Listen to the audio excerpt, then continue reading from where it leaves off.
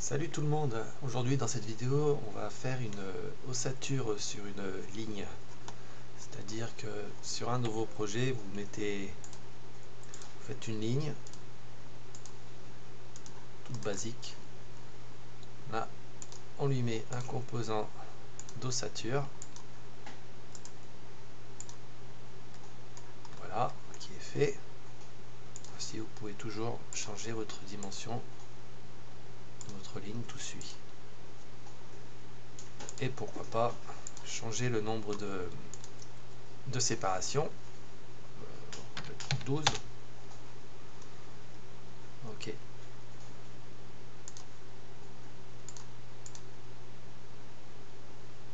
Voilà ce qu'on va faire aujourd'hui. Alors, on va ouvrir un nouveau document. Celui-là, je vais le fermer, ça ne sert à rien. Donc, on efface à peu près la totalité si vous avez des choses à l'intérieur. Moi, je vais repartir sur 0.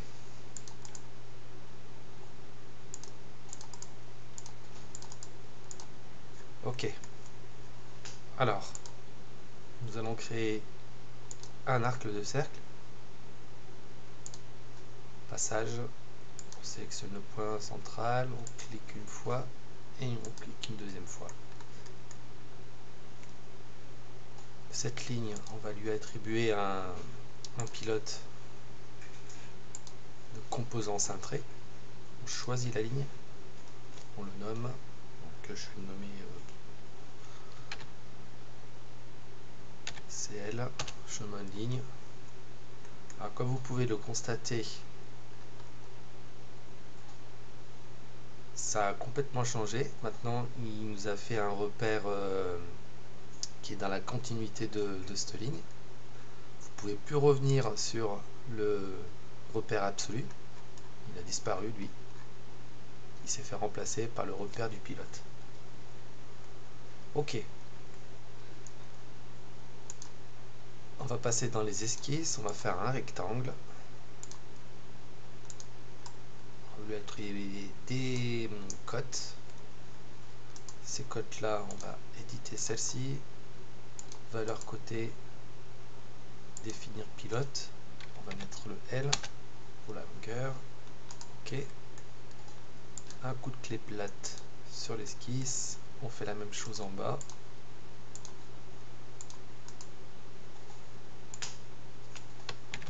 LA. Ok.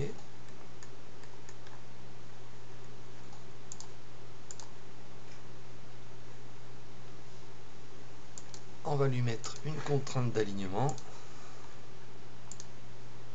Ici.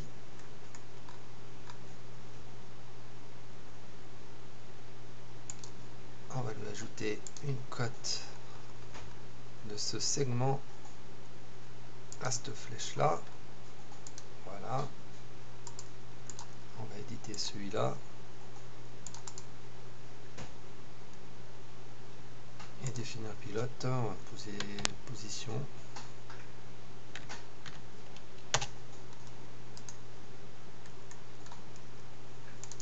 Celui-là, on va basculer à 1. La longueur, on va changer, on va mettre 900. Et la largeur, on va remettre 100. On réédite le rectangle. Là, on va mettre des lignes de construction sur cet objet. Ok. On enregistre. Ce qu'on va faire, on va enregistrer notre dessin dans un modèle. Sur les modèles. Pilote ossature. Moi, je vais l'appeler ossature. Plutôt.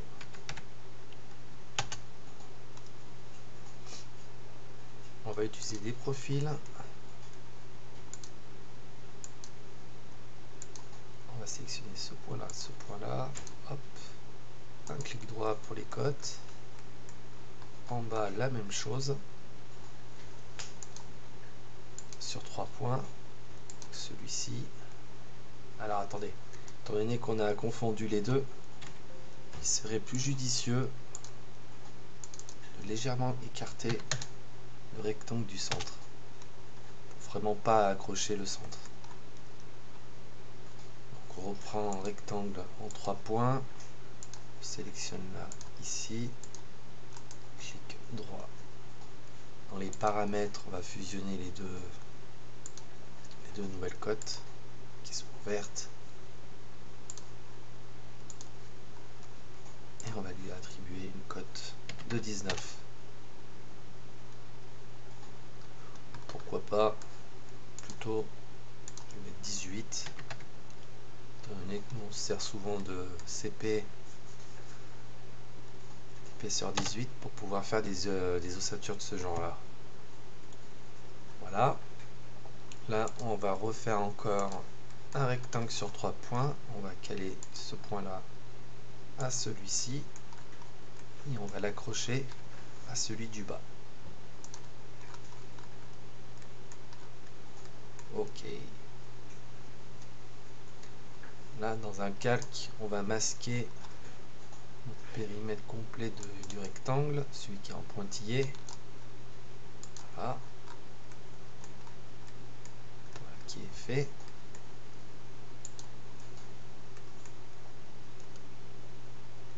Alors, maintenant il va falloir qu'on extrude tout ça selon cette ligne-ci. Pour ça, on va devoir extruder sur un profil. On sélectionne le profil et on sélectionne un des objets. Là, on va rendre le profil visible pour pas qu'il disparaisse. Global, ça c'est si jamais vous avez par exemple fait en esquisse, vous avez deux objets distingués, enfin distincts, au moins il pourra distinguer, là vous avez quelques options résultant d'une forme, deux formes, si jamais vous avez besoin de faire un tube avec un profil, je sais pas, peu importe, carré, au moins l'intérieur ne se verra pas. Il va falloir que je vous montre, parce qu'il y a quand même pas mal de petites subtilités. Et bien sûr, soit en solide, soit en surface. Bon, bref, nous, ce qui va nous importer, c'est garder le profil visible. Donc on sélectionne le premier. On sélectionne le profil directeur. On sélectionne en haut. Voilà. Ça c'est fait. Là, on va extruder simplement l'objet central pour notre séparation. Là, on va mettre 18. OK.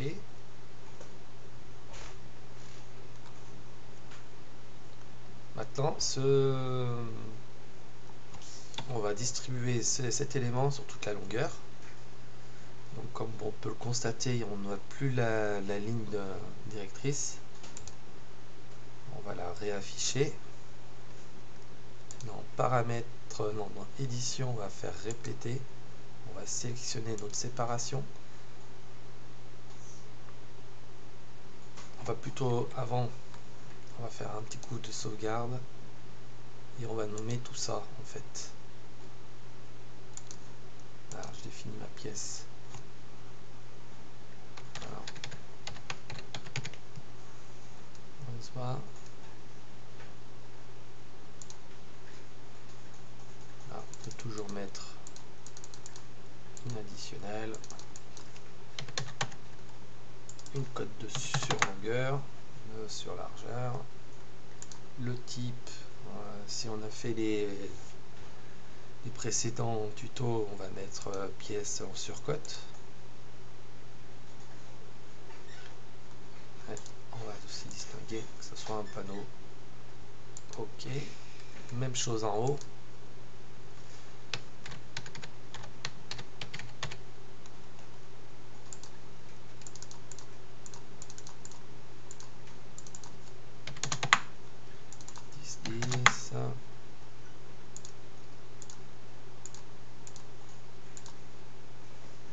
OK.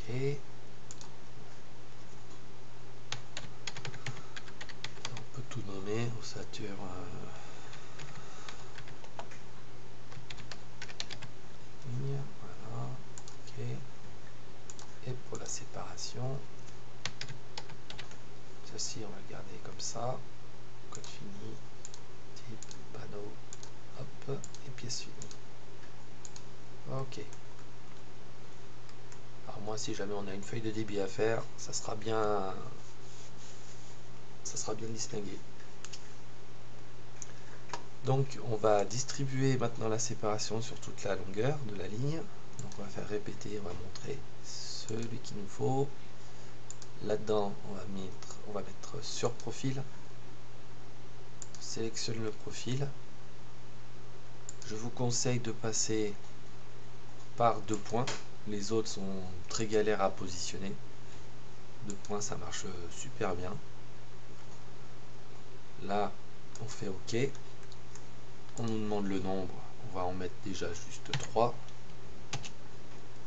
Le point de référence, c'est le début et la fin, ici.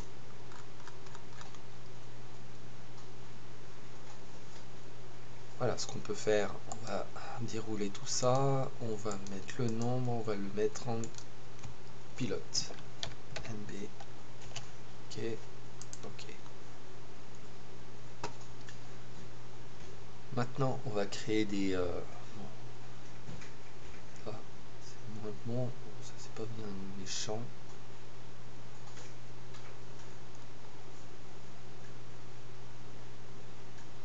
Voilà, pour la suite. 5. Ça, OK.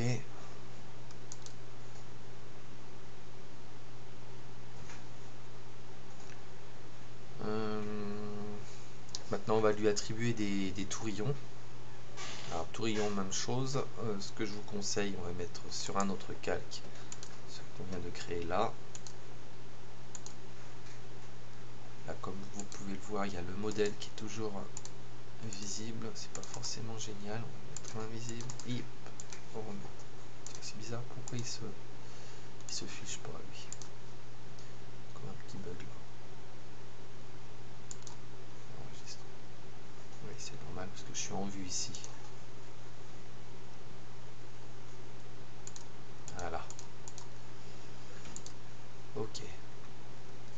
Alors on va chercher notre tourillon. Tourillon de base. 35. On va sélectionner ça. Le point de départ. Ouais, c'est bien ça. Automatique. Là, je vais mettre avancé. Je vais mettre 15 par 15. Ok. Oups. Peut-être pas en mettre 3. Ça fait un peu trop. Je vais en mettre 2. Ok. On va copier l'opération. On va le mettre vers le bas. On va choisir cette face là de départ comme au-dessus. Clic droit. Voilà. Là maintenant on va répéter notre procédure sur tous les autres. On va pas faire copier opération. On va faire une autre méthode. Donc là on va masquer les séparations. On va faire un coup de clé plate sur notre tourillon. Un clic droit prolongé, vous laissez le doigt appuyé et vous cumulez. On réactive les autres séparations et on clique sur cette face là par exemple. Donc ça fait pour effet rentre partout et voilà. On va faire la même chose en haut, clé plate sur ce tourillon, cumuler, on sélectionne une face, on retourne. Voilà. Comme ça, si jamais vous avez besoin de changer le nombre, on va mettre à 7. Les tourillons vont suivre. Si on avait fait la méthode traditionnelle où il fallait sélectionner la pièce, il allait y avoir des erreurs. Là au moins c'est bien, les tourillons sont bien, comment dire, ils sont liés avec le nombre de séparation. Une fois qu'on a fait ça, on fait enregistrer. On va ouvrir un nouveau document. Ok. Supprimer. Là, on va sélectionner la courbe. On va mettre un point, deuxième point, troisième point. Clic droit, échappe. Et là, on va lui attribuer notre nouveau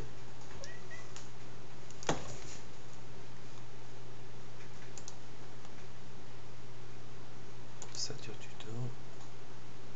Ok, bon ça, peu importe. Ça, c'est pas forcément génial. On va régler cette méthode plus tard. On sélectionne notre courbe. Là. Ah.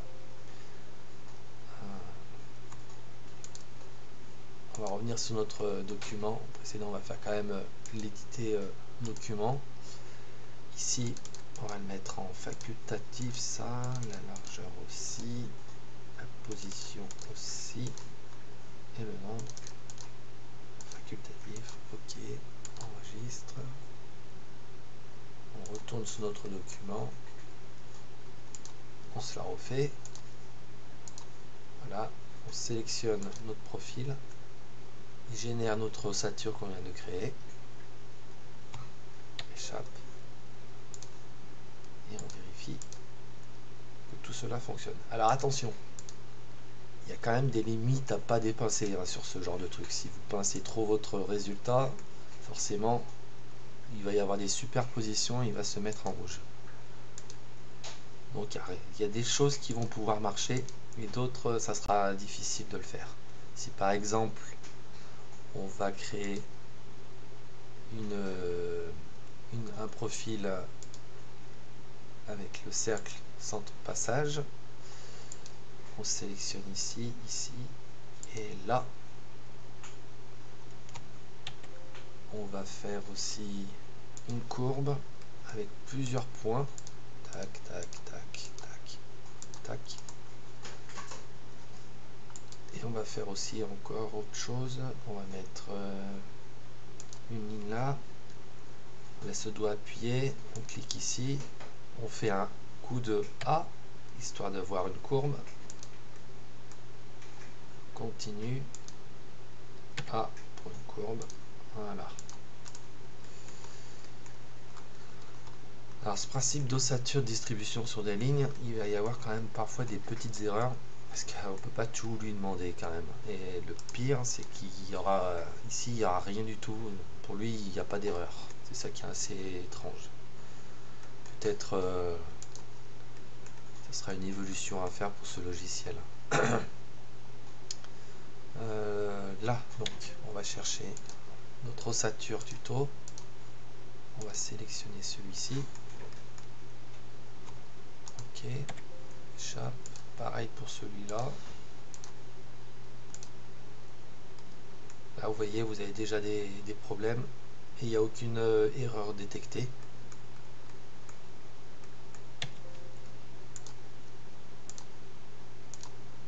Et pour celui-ci, voilà, pour lui, je veux dire, pareil.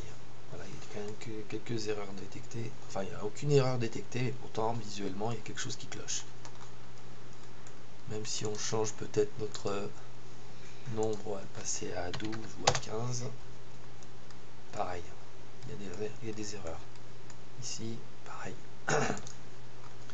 Alors, on peut peut-être régler ce problème en changeant notre position, éventuellement. Il faut essayer. Voilà, comme ça peut marcher. Oups. Faut comprendre pourquoi il y a des choses qui sautent. Voilà, comme ça encore ça peut marcher. Tout dépend de la forme en fait. Il y aura des formes où il acceptera et d'autres qui ne va pas du tout accepter. Je vais augmenter mon nombre.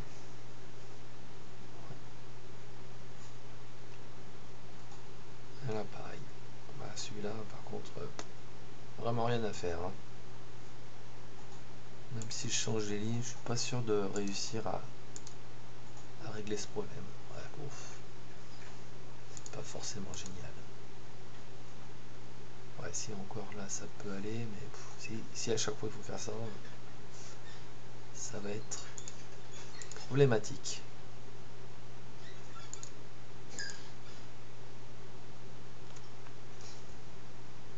Ok. Alors ce qu'on va faire,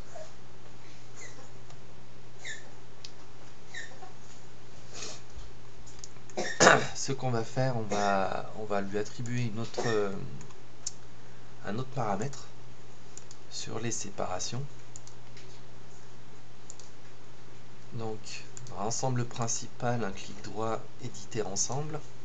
On va sélectionner celui-ci, voilà. Un clic droit, on va activer, désactiver. On va faire oui. Là, on va marquer sup égale 0. Donc, sup égale non. On fait OK. OK. Là et là, on va faire la même chose. On va activer, désactiver ces deux-là. On va chercher le sup. OK. Non, éditer liste document. Celui-là, on va le mettre en boolean facultatif, comme ça. Alors, supprimer séparation. OK. Là, je fais enregistrer.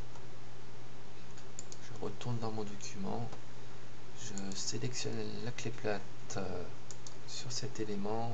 Paramètres, ajouter les derniers paramètres qu'on a rajoutés. Continuer. Ici, on va sélectionner celui-là. Et oui. Comme ça, au moins, on ne se fait pas chier. On supprime toutes les séparations.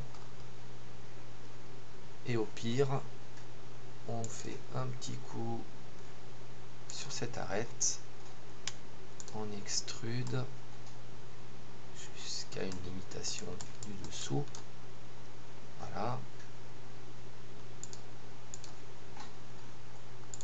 Là, on va lui donner une épaisseur, on va épaissir. Donc, si vous n'avez pas cette barre là, on peut le retrouver dans Surfacic et Boolean.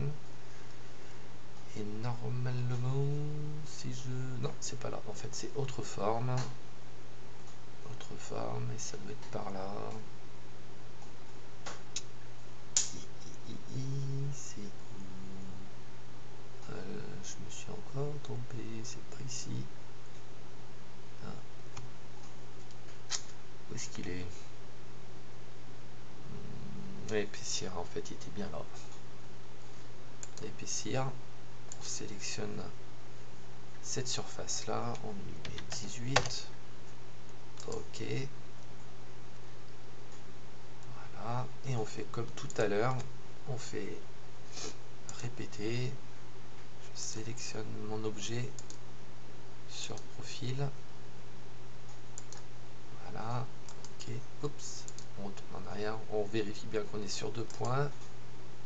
Le nombre 20. On sélectionne un point et le deuxième point. Voilà. On va voir si ça distribue. Voilà, maintenant c'est mieux distribué.